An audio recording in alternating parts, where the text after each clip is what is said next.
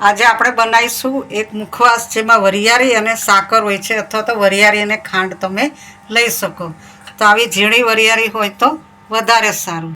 તો આ એક મુખવાસ પણ એક ઔષધ છે, એ અનેક બીમારીઓને દૂર કરે છે. તો એ કઈ બીમારીને દૂર કરે છે અને આપણા શરીરને કઈ રીતે ઉપયોગી થાય છે તેના વિશે માહિતી અમે આપીએ આપને.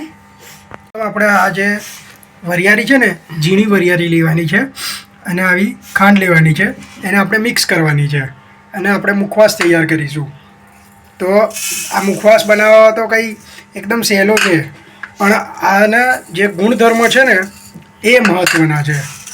તો પહેલાં આપણે આ બધું મિક્સ કરી દઈશું અને એના ગુણધર્મ વિશે જાણીશું. હવે ભારતીય ઘરોમાં જમ્યા પછી મુખવાસ તરીકે વરિયાળી અને સાકર ખાવાની પરંપરા સદીઓ જૂની છે. મોટાભાગના લોકો તેને મોઢાની દુર્ગંધ દૂર કરવા માટે લેતા હોય છે, પરંતુ આયુર્વેદ મુજબ વરિયાળી અને સાકરનું મિશ્રણ માત્ર માઉથ ફ્રેશનર નથી, પણ અનેક રોગોની દવા છે. આ બંનેનું મિશ્રણ શરીરને ઠંડક આપે છે અને પાચન તંત્રને મજબૂત બનાવે છે, અને ખાસ કરીને ઉનાળાની ઋતુમાં તેનું સેવન કરવું અમૃત સમાન ગણાય છે. વરિયાળી અને સાકરનું સેવન પાચન સંબંધિત સમસ્યાઓ માટે સૌથી વધુ અસરકારક માનવામાં આવે છે. વરિયાળીમાં એવા તેલ અને ફાઇબર હોય છે જે ખોરાકને પચાવવામાં મદદ કરે છે, જ્યારે સાકર પેટની બળતરાને શાંત કરે છે. જો તમને ગેસ, એસિડિટી અથવા અપચાની સમસ્યા રહેતી હોય તો જમ્યા પછી 1 ચમચી વરિયાળી અને સાકર ખાવાથી તમને તરત જ ફાયદો થશે. તે પેટનું ભારેપણું અને કબજિયાત જેવી તકલીફોને મૂળમાંથી દૂર કરશે. આજના ડિજિટલ યુગમાં સ્ક્રીન ટાઈમ વધવાને કારણે આંખો નબળી પડવાની સમસ્યા વધી ગઈ છે. તો વરિયાળીમાં વિટામિન એ પુષ્કળ પ્રમાણમાં હોય છે, જે આંખો માટે ખૂબ જ જરૂરી છે. આયુર્વેદ અનુસાર વરિયાળી અને સાકરને સરખા ભાગે પીસી તેનું ચૂર્ણ બનાવીને રાત્રે સૂતી વખતે 1 ચમચી આ ચૂર્ણને દૂધ સાથે ગરમ કરીને લેવાથી આંખોનું તેજ વધે છે અને ચશ્માના નંબર ઉતરે છે. હેમોગ્લોબિન અને લોહીની શુદ્ધિ પણ કરે છે. શરીરમાં લોહીની ઉણપ એટલે કે એનિમિયા જેવી સમસ્યામાં વરિયાળી અને સાકર રામબાણ ઇલાજ સાબિત થાય છે. વરિયાળીમાં આયર્ન હોય છે અને સાકર શરીરમાં એનર્જી લેવલ વધારે છે.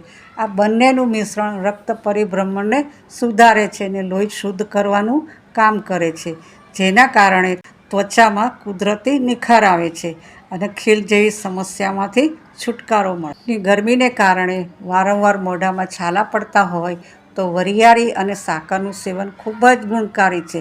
સાકરની પ્રકૃતિ ઠંડી હોય છે, જે પેટની ગરમીને શાંત કરી અને છાલામાં રાહત આપે છે. આ ઉપરાંત ગળામાં ખરાશ કે અવાજ બેસી જવાની સ્થિતિમાં પણ વરિયાળી ચાવવાથી ગળું સાફ થાય છે અને અવાજ સુમધુર બને છે. સેવન કરવાની રીત. વરિયાળીનું સેવન કઈ રીતે કરવું?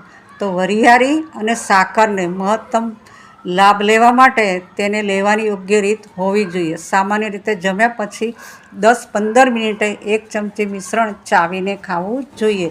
જો તમે રોગપ્રતિકારક શક્તિ વધારવા માંગો છો તો વરિયાળી અને સાકરના પાવડરને દૂધમાં ઉકાળીને પણ તમે લઈ શકો છો.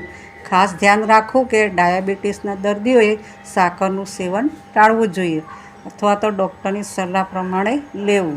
શ્વાસને લગતી કોઈપણ પ્રકારની સલાહ, સારવાર કે ઉપચાર પદ્ધતિને અમલમાં મૂકતા પહેલાં નિષ્ણાત તબીબની સલાહ અવશ્ય લેવી.